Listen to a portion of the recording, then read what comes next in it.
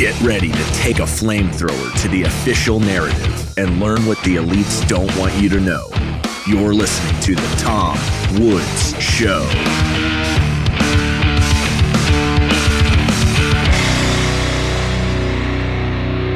Hey everybody, Tom Woods here, episode 2516 of The Tom Woods Show with David Stockman. I have not done what Gene Epstein has done. Gene Epstein, David, did a thing where he actually went back and counted all the times he'd been on The Tom Woods Show and then calculated the percentage of episodes that had him in it.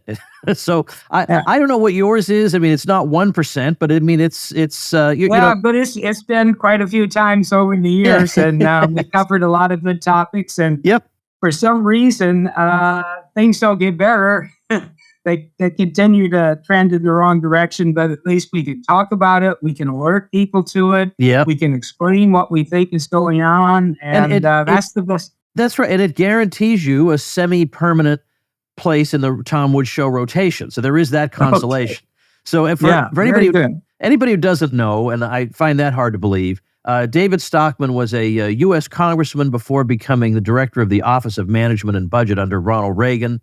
Had a long and distinguished private sector career. He is the author of numerous books. I mean, I've got almost a David Stockman shelf over here to my right.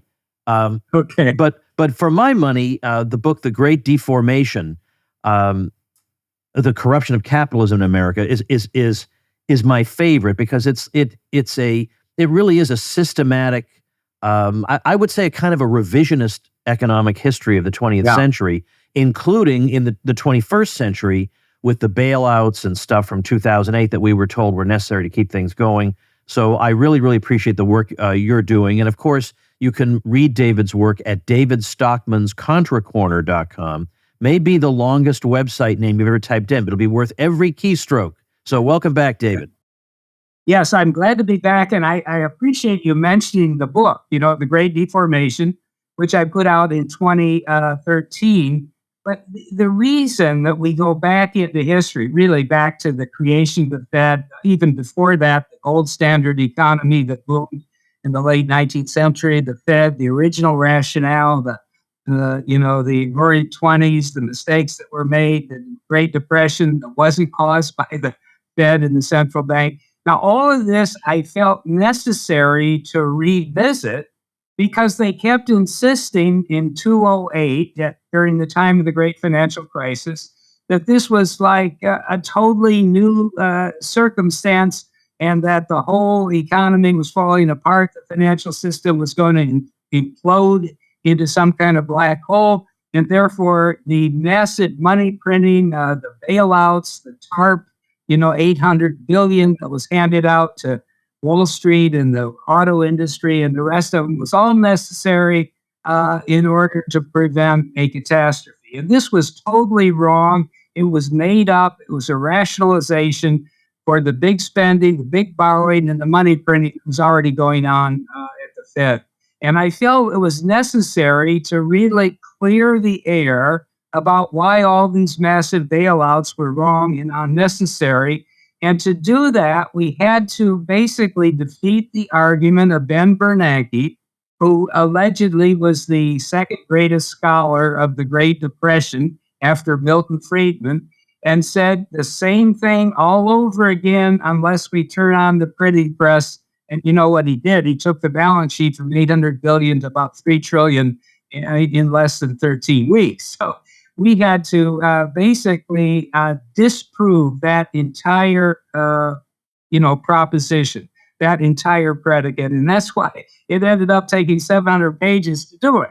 But I think in the process, a lot of things, we were able to lay out and explain clearly about what has happened in the 1920s, the 30s, the post-war period, that, we didn't borrow our way to prosperity during World War II, the so-called Treasury Accord in 1951, the good period of Fed performance under William McChesney Martin, and then going off the deep end with Arthur Burns and, Nixon's,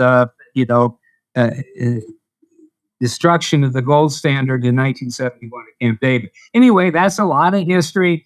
But I think all of it is relevant to where we are today because you can't assume that the institutional structure we have today and the policies that we have in place, particularly at the Federal Reserve and also at the U.S. Treasury, are normal and sustainable and logical and supportive of prosperity and capitalist expansion when they fundamentally are not. So we need the history, we need the context, and I guess that's a way of getting us to where we are today with the Fed, about ready to capitulate again and unfortunately restart the printing presses just at a time when that's exactly the wrong thing to do. The history is important because I know it's a trite thing to say about if we don't learn the lessons of history, we're doomed to repeat them. But for heaven's sake, what happens is the establishment view becomes the normal, the accepted, the official version of events. And the problem is that means almost all Americans are going into the understanding of current events with a flawed understanding of the past. So they think if the more intelligent ones, who at least have even heard of a theory of the Great Depression, a lot of them have heard it was either like some Keynesian explanation of underconsumption, or they hear that the Milton Friedman explanation that the Fed was not active enough, and that's basically all they hear. So today you can see that would translate into, well, the Fed has to be active because X, Y, and Z. And then likewise, if they think what lifted the country out of the Depression was a whole lot of domestic spending, then again, I mean, the lessons for today are simple, almost cartoonish. And so if you don't understand the history, you almost are not entitled to an opinion about today. Yeah, I think you're right on that. And there's this old saying, and I'm sure, Tom, you're familiar with it, which says history is written by the winners. Yeah. Now, historically, that's applied to political and military events. But frankly, history is written by the dominant institutions or the winning institutions even today, and even in the area, especially of economics. And so the dominant institutions are the central bank, the Wall Street basically capture of the central bank, and an fiscally activist process in Washington that claims to be utterly necessary in order to keep the economy going. So those are the winners. They're on top. They dominate the mainstream media. They dominate the narrative, as we call it, about what's going on. And these winners say, without the Fed, we're in deep trouble. These winners say, if we don't keep stimulating the economy with these large deficits, somehow it's going to sink into a black hole of depressionary collapse and the rest. And of course, all of this is wrong. And therefore, as you say, we need to clear the decks, re-explain the history in order to really expose and demonstrate, how fallacious and wrong the current policies actually are. Now, I have one thing that I was just looking at that I published recently that I think is quite revealing.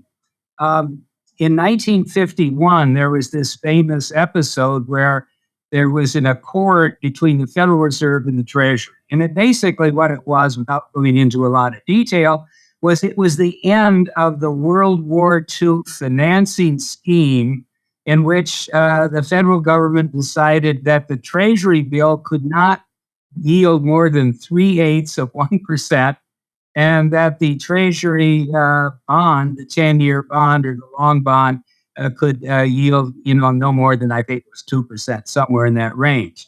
And so therefore, if there was any pressure in the market for yields above that, the only thing to do was for the Treasury or the Fed to step in and buy up all the excess bills or bonds or notes in order to peg the market at these government established targets. In 1951, they finally agreed, well, The Great War, World War II is over. The emergency is past. The economy is recovered. We're in a pretty good sprint into prosperity. So maybe we can finally get rid of those pegged yields, allow the market to set interest rates, and let the Fed take a much more passive and secondary role in the operation of the financial system. Now, I mention all of this because from 1951 to about 1962, guess what? The balance sheet of the Fed did not grow at all. It was about 51 billion at the time the accord freeing up the Fed was agreed to, enacted. And 11 years later, the balance sheet was still the same, which means the Fed had not injected any excess credit into the economy during that entire 11-year period. Now, if we look back at history, we say that was one of the high points of American prosperity, the 50s and the early 60s. Real GDP grew about 4% a year. Real household income after inflation grew at 2.5% a year. Productivity was very strong, 3%. Investment was even stronger, 5% in real terms. Now, why do I mention all this? Because we have a live fire demonstration that during that 11 years of great post-war prosperity, there was no pegging of interest rates. There was no Fed stimulus. There was no money printing at all, and yet the economy boomed. And somehow that lesson, which is, clear as a bell, is right there in the historic data. Anybody can find it. You can find it at FRED, at the Federal Reserve Economic Data Center at St. Louis Fed. Somehow the Keynesian narrative that we have today ignores the historical proof that what the Fed is doing with this constant stimulus and money printing and support activity and belief that the economy cannot, function on its own without a big, stimulus from the Fed. This proves that it's wrong, and it's just one of the, one example of the kind of data that we need to put before the reader constantly to remind them, no, you're not off the deep end here. You're right. What's going on is unproductive, is wrong, and is taking us in some very bad directions. Hey, everybody, let's take a minute to thank our sponsor, Persist SEO. If you are getting buried by your competition online, then build your brand, your reputation, and your lead flow with digital marketing by Persist SEO. If you are a small local business trying to compete against large companies in the service industry, then increase your visibility with Persist SEO. Or what if you have low or no leads coming in on a consistent basis? Well, then website search engine and conversion optimization can help move the needle to a more prosperous business model for you. Are you tired of cold calling and networking, meeting places getting shut down? Use your website as a lead generation engine. Or what if you're not showing up for your services in the search engines? Well, get found with Persist SEO's expert search engine optimization. All you have to do is call 770-580-3736 or visit them at ineedseo.help for a free website audit and consultation. That's 770-580-3736 or ineedseo.help. Let's fast forward to the current day. I saw your piece talking about Edith Wilson, Woodrow Wilson's wife, which is quite an apt analogy for what's going on today. I guess it's we've almost commented out on the subject of Joe Biden's condition. But yes, it wasn't it bizarre to see just how quickly the media claimed to discover how poor his condition is, and the narrative switched just like that? I mean, it almost makes you feel like there is a literal memo that goes out. It was bizarre. Yes. Yeah, it turned on a dime because I think it's just like the great metaphor, the great historical allegory about the naked emperor. For years and years and years, the people lined up along the street. The emperor paraded along naked. Nobody saw it, and all of a sudden, everybody saw it and understood it. And that's where we are today. I mean, Biden has been an invalid, and I use that word deliberately, for many quarters, if not years now. It was evident to anybody who wanted to look at it objectively. And suddenly, with that debate and the stumbling and the bumbling and the loss of focus that occurred, finally, it couldn't be hidden, it couldn't be denied any longer. Yet here we are today with basically Jill Biden functioning as Edith Wilson. Edith Wilson, for those that don't know the history exactly, was the second wife of President Wilson. She enjoyed the role of First Lady. Wilson was, one of the worst presidents we ever had. He led us into World War I totally unnecessarily. That led to an Allied victory, which wasn't warranted. Allied victory then paved the way for a peace of the victors at Versailles that, ended up creating Leninism and Stalinism in Russia and Hitlerism in Germany and the Cold War that followed. Okay. So he was a very bad guy. He got back from Versailles doing all the bad work that was done there and went on a campaign around the country, so-called whistle stop tour by train then, to sell the League of Nations treaty, which was a very bad thing. Along the way, he apparently, overdid it. He had a stroke. They took him off the campaign trail back to Washington, and within days, he was semi-paralyzed, really not functioning at all, a true invalid. And yet, Edith Wilson was able to bamboozle the public and the Congress and the press to continue him in office when it was very clear he should have resigned. There was a very able vice president at the time, but she didn't want to give up the office. She didn't want to give up the White House berth. So she basically functioned as a unconstitutional de facto president. Now, the reason I bring up that whole history is I think it's pretty close to what Jill Biden is doing right now. She has the entire Washington Democrat establishment buffaloed because they're afraid if they speak up and demand that he step aside, as they should have a long time ago, that she would basically turn him and others against them. So but I think we're now in the final stages of this drama. I think she cannot, continue this, scheme, this scam much longer. And as a result, maybe we're going to have a wide open, crazy, not several months ahead where the Democrats have to nominate a new candidate and everything ends up in uncertainty and turmoil as we go into this election. But I think this piece I published in Contra Quarter called Edith Wilson Biden, I think explains exactly where we are today. If she were doing the right thing, he would have stepped aside long ago. And yet she doesn't want to give up, all the fame and glory of being the first lady. And here we are in a very, very precarious situation.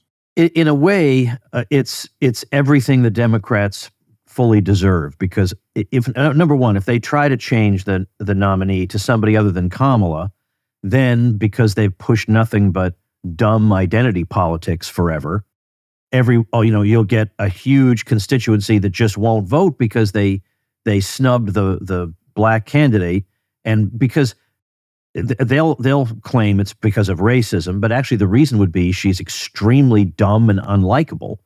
But but there's no way. They've encouraged their own base to believe that anytime anything happens to any black person whatsoever, there are sinister motives. So now, you made that bed for yourselves. Now you have to sleep in it. But second, the problem that they face, one problem, is there are already 2 or 3 states where it's too late to change the name on the ballot. So they're going to forfeit those states? Is it that bad that they're willing to do that?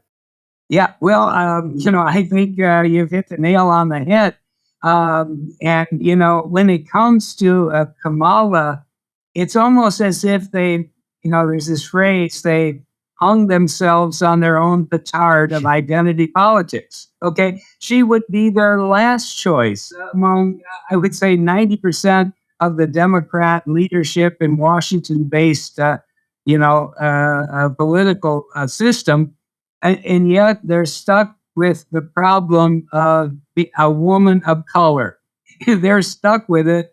And I guess maybe they could come up with a white woman as the next best alternative, and that would be the governor of Michigan, and she's a nightmare as well. And if they come up with a white man from California, they're really sunk, because if there's anything that stands for failed woke Democrat politics of the last decade or so, it's obviously the governor of California. So this is an interesting situation. The problem is I'm not enamored whatsoever with Donald Trump, and that's why I support Robert Kennedy. I think it's a very unusual situation that we're in today, where you have a brand name like no other Kennedy standing for the right thing. I mean, he is basically more fearful of the state, the warfare state, and the domestic repressive state than any candidate that we've had in either party for a good long while, maybe even going back to Ronald Reagan. So he does have the right philosophy. He does have the right pedigree. And I think it could be damn interesting if the Democrats are in total disarray, trying to find a new candidate and become split as they were, in earlier times. It could end up, and this is, I think, an important point for our discussion today, with what I call a hung jury in the Electoral College. And what I mean by that is you need 270 votes to win. It doesn't matter if you win the popular vote by a lot or a little or not at all. You need 270. But if we look at the split in this country between the red states and the blue states, and the keys, there's 16 key swing states that I look at, from Arizona to Georgia to Pennsylvania, North Carolina, Michigan, Wisconsin, and so forth. It's very possible, in my view, that with the Democrats split on a new candidate, and Trump creating his own set of, he's his own worst enemies, that Kennedy could win enough electoral votes to throw the election into the U.S. House of Representatives. Now, that is something people haven't probably focused on that much. That's what's the procedure provided by the 12th Amendment. We haven't been there since 1824, when the election was thrown into the House, and the number 3 candidate was John Quincy Adams. The number 2 candidate was Henry Clay, Speaker of the House.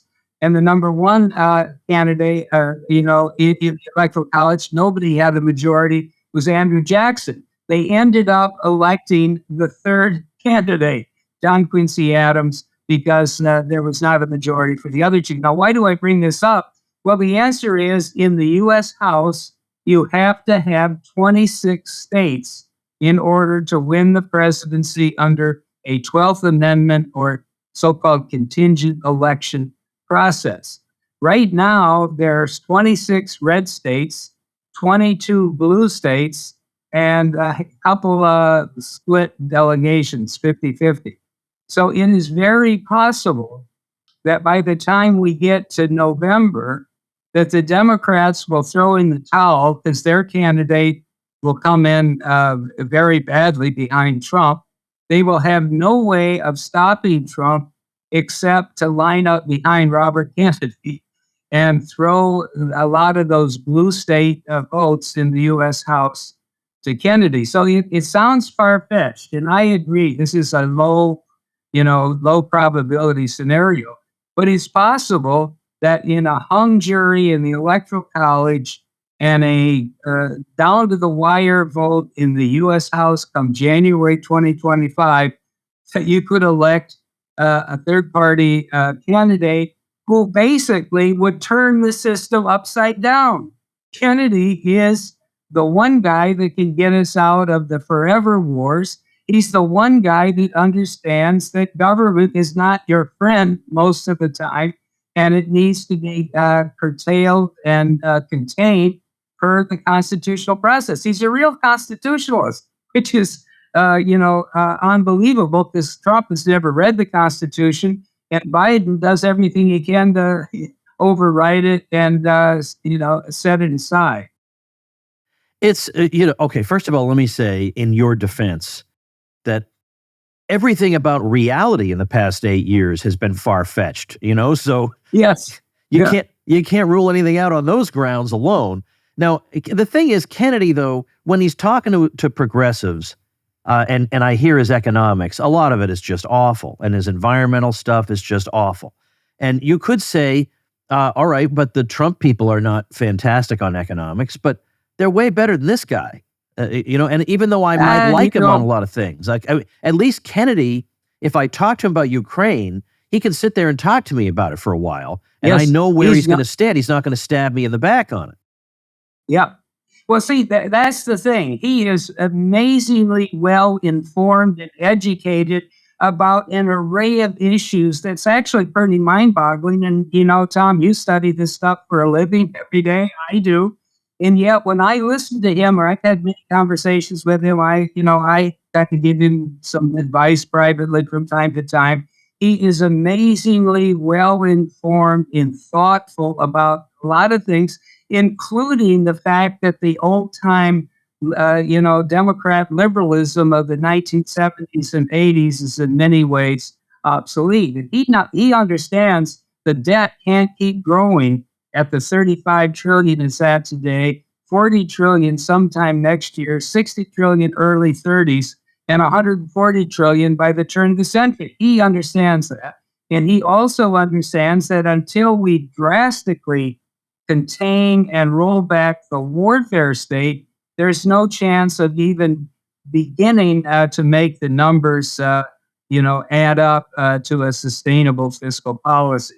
He also was great on the whole lockdown, COVID, boondoggles of both spending and regulatory intervention in the economy. He understands that crony capitalism is just as bad as anything else that we can think of. So yes, there's a lot of points in his historic positioning that I would take strong issue with. But even on the green thing, where he was pretty far off, the green revolution and the climate crisis and all that, which none of it is remotely true, he has now come around to realize that the climate crisis is just another excuse for crony capitalists to come in and get big tax credits and subsidies to do really stupid things like carbon capture. Do you know about that? The tens of billions of federal aid, taxes, and direct subsidies being given to big companies to set up operations to capture what is basically fertilizer in the air. Okay, and to capture it and convert it and shove it down a hole back into the depths of the earth. I mean, this is one of the stupidest damn things that they've come up with yet. That was part of Biden's, so-called infrastructure and green energy plan. And he's now beginning to realize that all of this stuff is very counterproductive, wasteful, and is just another form of crony capitalist abuse. So on the issue of the climate crisis, even, he's not, he's in a far better position today on those questions than he might have been 10 years ago. He actually called me, about a year ago and asked me to give him advice and help. And what he said, Tom, is, I spent about 30 years denouncing you as being, a guy who was wrong on almost everything. But as time has passed here, it looks like we've come to some overlapping positions on crony capitalism, big spending, money printing, Wall Street bailouts, and so forth that are pretty similar. And the fact is we have And I'm not saying that I'm 100% behind his entire agenda, but I think he's come a long way towards some key points in especially stopping the wars. Tom, we have to face this. The wars that we're, putting ourselves into everywhere, constantly, all around the planet, all of the bases that we have abroad. This stuff has to stop. We need to bring the empire home, to use a phrase. And I think Kennedy is the only candidate who's come down the pipe since the Cold War that even remotely understands that that's the key thing that we need to put on the top of the agenda. Hey, everybody, I have an important message for normal people only. And by normal people, I'm talking about people who want to use online tools without being manipulated, spied on, or censored. And increasingly, Google, Microsoft, Apple, Zoom, and the tech bros running big tech today think your private data is their playground for their advertising networks and AI systems. Well, one way you can avoid all those things is not using their quote-unquote free tools. The free tools big tech wants you to use. Federated Computer, on the other hand, offers a full replacement for Google, Microsoft Office 365, Slack, Zoom, all the tools of big tech, but designed for people who care about privacy, don't want to be treated like cattle, and want a great price. Everything's encrypted end-to-end, fully backed up daily. We're talking about private email, file storage, group chat, WordPress, all the applications you need for your business or team, all bundled into one easy monthly subscription that's 10 times less expensive than big tech offerings. You get unlimited users, fantastic customer support from real human beings, and the assurance that your data is your data and not big tech's. Visit www.federated.computer for your free 30-day trial and use coupon code WOODS for 10% off your first 6 months. How about that? A company that thinks its job is to, provide you with services for a great price rather than spying on you or shutting you up or manipulating you. Take your first step with other Happy Woods listeners towards digital freedom. Visit www.federated.computer today for your free 30-day trial and use the coupon code WOODS for 10% off your first 6 months. Now, I know that you have a long history with the Republican Party, of course. And, like anybody who's had a long history with it, it's probably, taken years off your life being involved with it. Yes.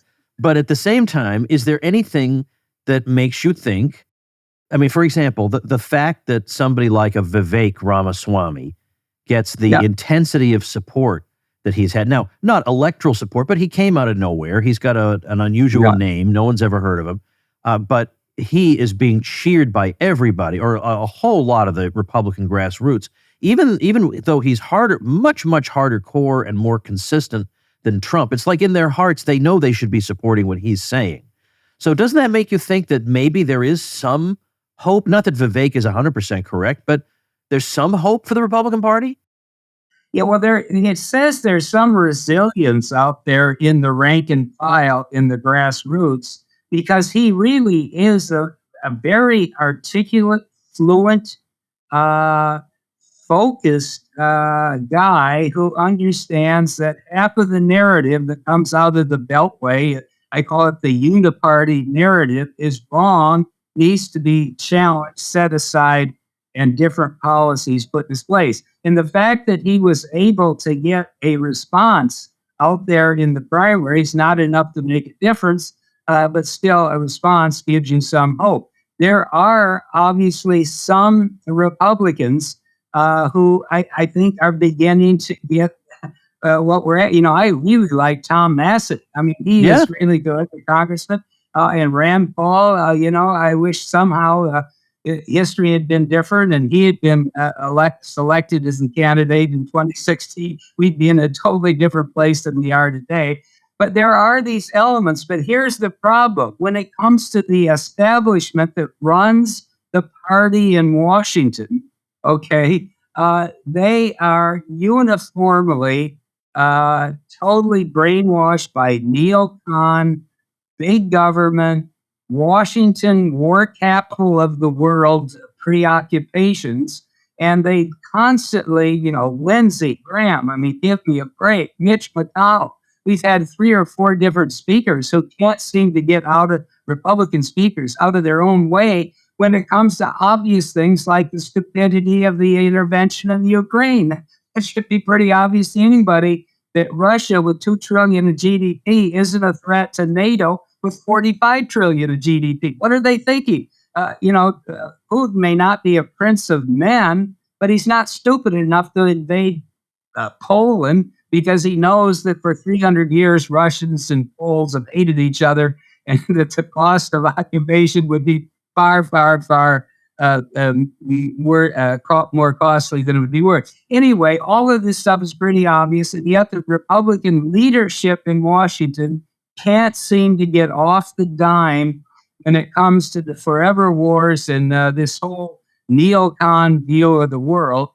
And so, we're in this dilemma then where the Republican Party right now is pretty useless. And I realize that Trump is sort of allegedly an outsider, a disruptor, and all of that. The problem is he has no compass. He doesn't really know what he stands for, what he believes, other than his own, inflated opinion of his capacity. Look at what he said in the debate.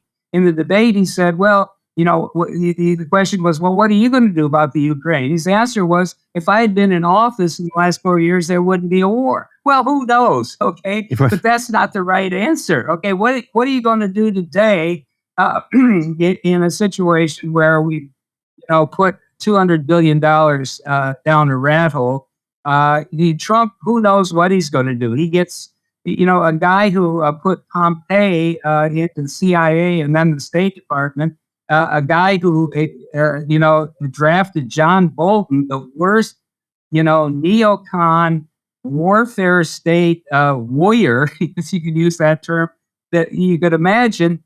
He selected people because he didn't know what he wanted to do when he got there. No, they're saying, well, he learned a lot and he'll be better this time around. I wish I could believe that, but I don't. I think he's just a huge egomaniacal, loudmouth bully who, is not really the solution to anything other than to perpetuate this madness, this Trump derangement syndrome madness that has overtaken the entire Democratic Party and turned it into the party of war and authoritarianism, because they think that's the only way to fight Trump. Terrible thing. I know that you could do a long, long presentation on this, but just for the layman and the information he needs, question I have for you is, we're in this weird situation where nobody can seem to decide whether we have a good economy or a bad economy. It's very odd. Normally, at least in the 80s, now you may say it was debt fueled or whatever, but people had, in general, the Democrats struggled on the economy because people felt prosperous in the 80s, or, in the 1930s, they did not feel prosperous. Yeah. But today we're hearing this is actually a really strong economy. Biden is just doing a bad job selling it.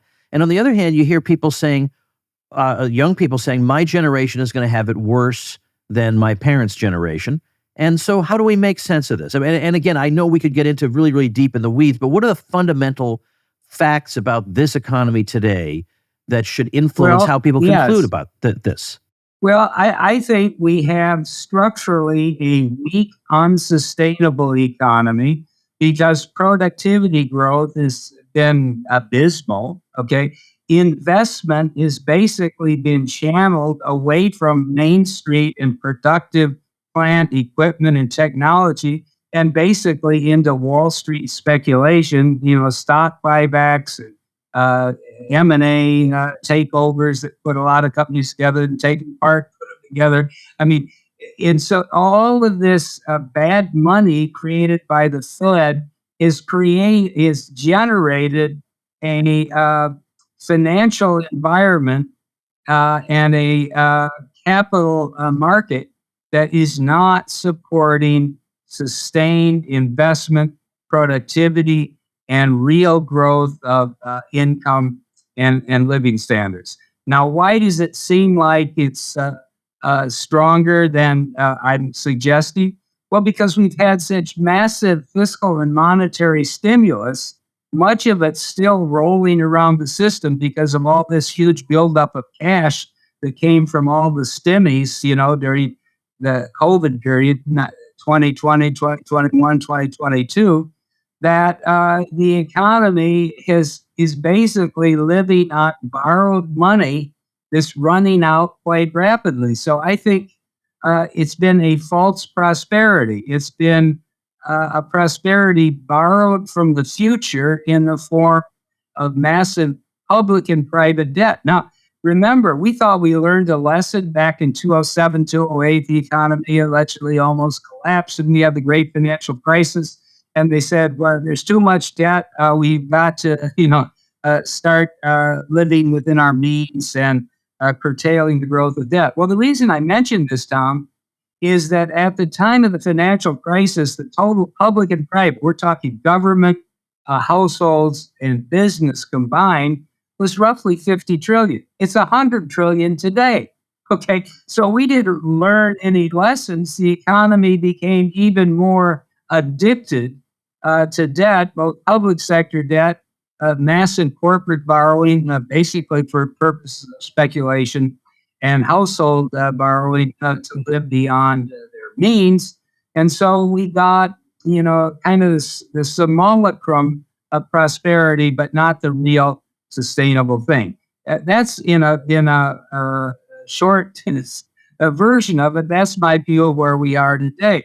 We're in a bloated, unsustainable economy that is the direct result of borrowing and monetary stimulus that isn't sustainable. And one of these days, probably not that far down the road, the chickens are going to come home to roost.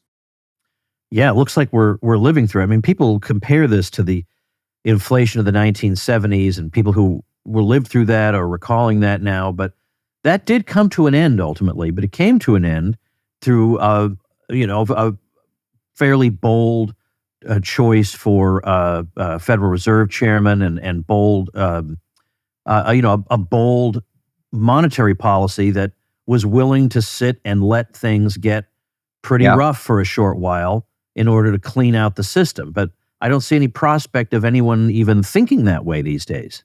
Yeah, that's exactly the point. I was there, I was right at the hot seat at the time. And there's a lot of people who wanted to throw Volcker out, by the scruff of his neck. And even the Republican leadership on Capitol Hill said, Volcker, stop him. You can't let him do this. And yet Ronald Reagan, to his credit, was willing to let Volcker administer the cure of purging all of the excess debt and speculation and inflation that had built up in the 1970s. So we did get a new, we did get a fresh start. We did get a semi-purged economy that began to take off in 83 and 1984. And we had a pretty good economy into the 1990s, but, they couldn't leave well enough alone. And Greenspan then decided that he had to be the toast of the town and that he was going to run the economy from the chair's seat at the Federal Reserve. And then we were off to the money printing and debt races that we're at today. So, the point is, we don't have a Volcker at the Fed today. We have a lawyer who basically stumbled into the job because he didn't sound offensive to either party. I don't think Powell knows what he's doing. He's just listening to the Keynesian advice from his staff. And they're now about ready to, cut interest rates and restart the printing press. And why? We still have negative real rates.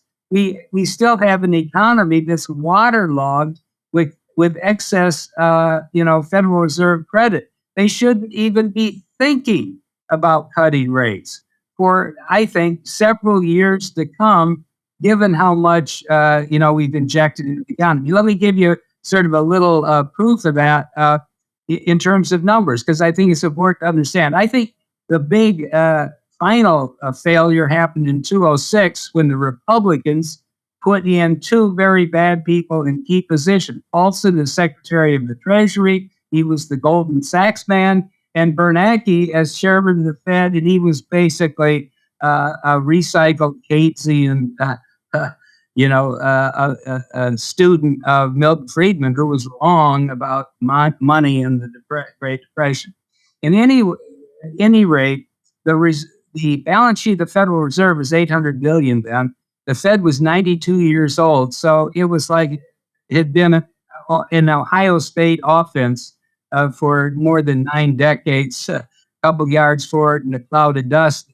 Money supply didn't grow much faster than even Friedman had recommended. Remember his 3% rule, which was probably pretty sensible. In other words, that was meant to be the real inflation-adjusted growth capacity of the economy, which wasn't unrealistic. Now, if we fast forward, even after the Fed has now gone back into a little bit of QT and has shrunk its balance sheet, it reached $9 trillion from that $800 billion between 2006 and the present. It's now down to about $7.5 trillion. But the point that is really important to understand is if you go back to 2006 and say, what if the Fed had followed the Milton Friedman rule of 3% growth each year in federal credit, that's fiat credit, year in and year out, certainly Ohio State offense. Well, today, the balance sheet of the Fed would be $1.4 trillion, not $7.5 trillion. So, in short, in the last 18 years, about $6 trillion of excess federal credit has been pumped into the economy. It's distorted everything. It's created bubbles on Wall Street. It's created massive speculation. It has caused malinvestment, as we call it, resources to be put into unproductive uses, financial engineering and speculation.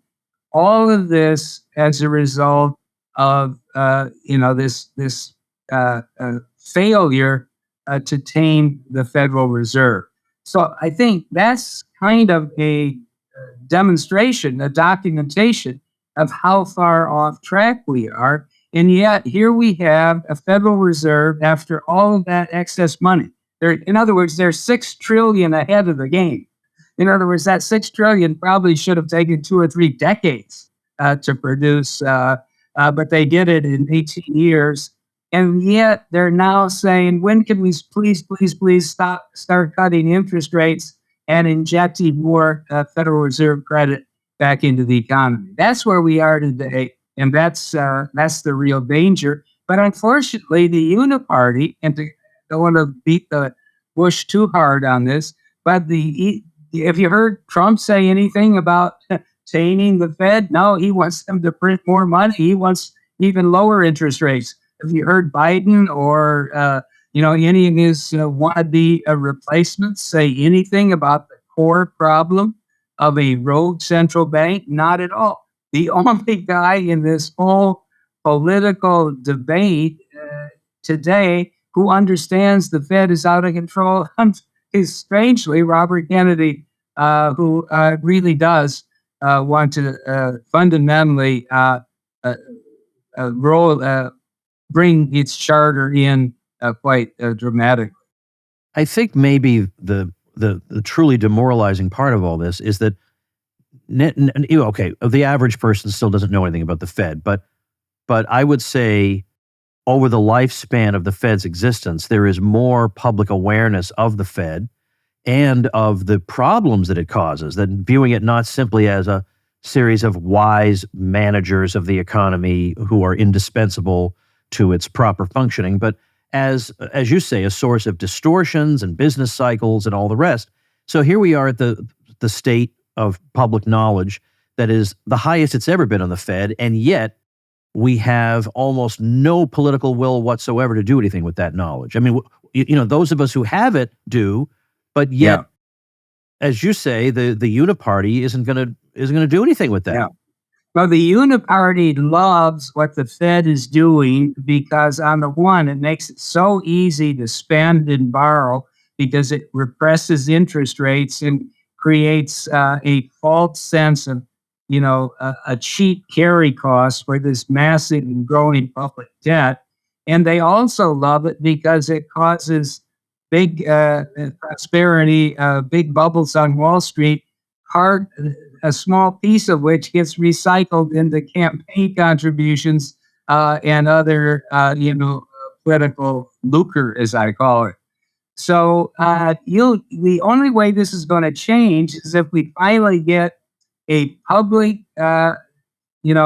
serious public candidate going hammer and tong after the Fed as a overwhelming problem and rogue institution that needs to be reformed and changed root and branch. Until we get that, I don't think the public's going to really understand that all the things it doesn't like, the big windfalls to the 1%, the fact that real wages barely have kept up with inflation over the last 20 years, the things that the public doesn't like, it needs to be tied to the fundamentally wrong policies of the central bank. We need a candidate to do that. I'm encouraging Robert Kennedy to do it. He's doing it to some substantial degree. And whether it'll make a huge difference, I don't know. But I'll tell you one thing.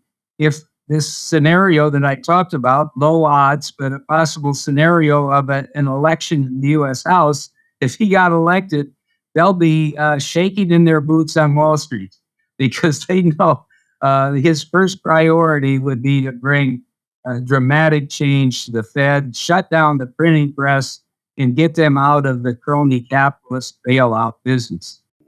The problem is that the issues that are the most important to me are the ones where it seems like it's the most hopeless, right? That we've got the greatest number of enemies stacked against us, that no matter how much knowledge we spread around, it's not enough because they're not making these decisions on the basis of knowledge and understanding. They're doing it on the basis of self-interest, and I have nothing to offer them that's greater than what the Fed can offer them. Yes, right. Yeah, well, that's true. But on the other hand, if we think what they're doing is fundamentally wrong, unsustainable, and economically destructive, sooner or later, the chickens do come home to roost. And, they said we could get away with this and there wouldn't be any consumer level inflation. Well, for about 2 decades, that seemed to be the case. There's a reason why that's not true. We could talk about another time. But then all of a sudden, what this transient inflation that allegedly came out of nowhere in 2020, 2021, turned out to be far more persistent, far more dug in, and far more destructive of middle class savings and earnings than anybody expected. Now, that was a shock. That was an inflation shock that I think is beginning to wake up the public. And that's, maybe the beginning of a new opportunity to change the course as we go forward. Well, the main issue is just to make sure that people understand that this is not a matter of corporate greed, that corporate greed is causing the inflation. We have to understand that what the nature of this problem is and what the cause and effect relationship is and what the solution is.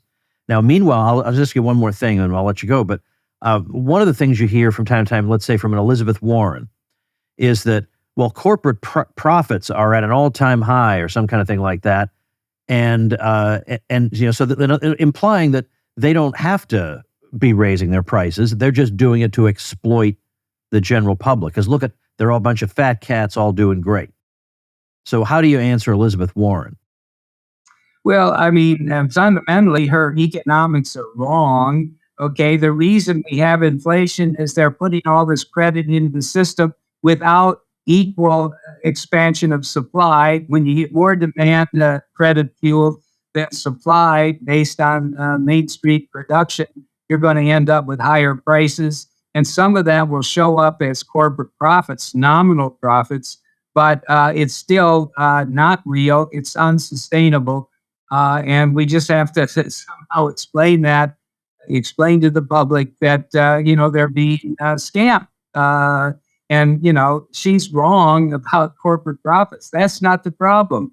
The Fed's balance sheet, the $7.5 trillion of fiat credit that's been pumped into the system, followed by most of the other central banks in the world, is the real problem.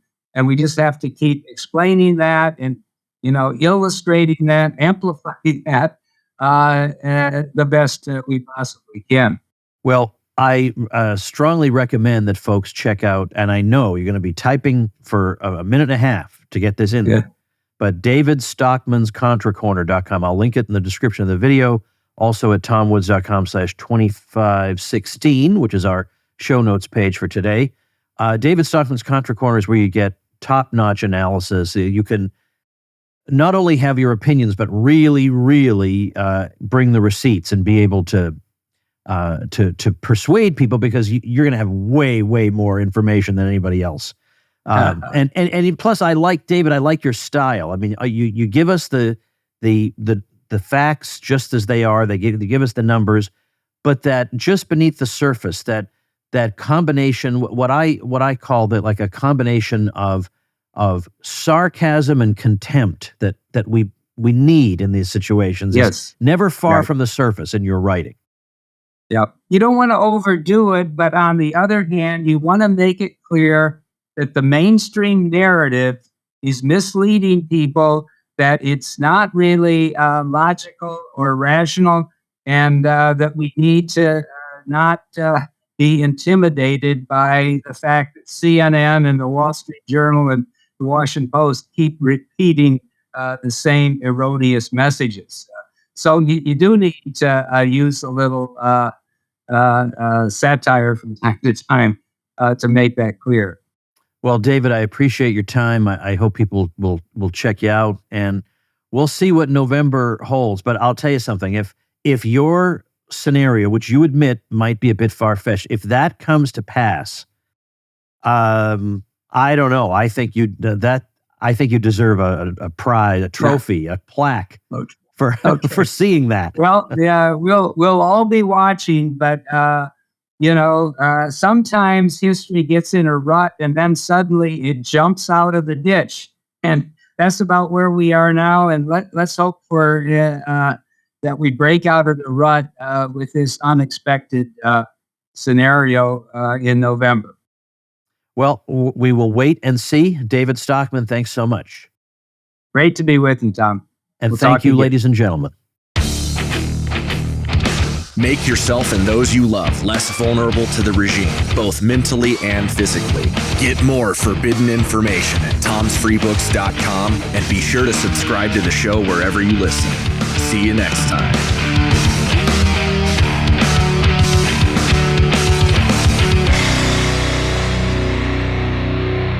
Like the sound of The Tom Woods Show? My audio production is provided by Podsworth Media.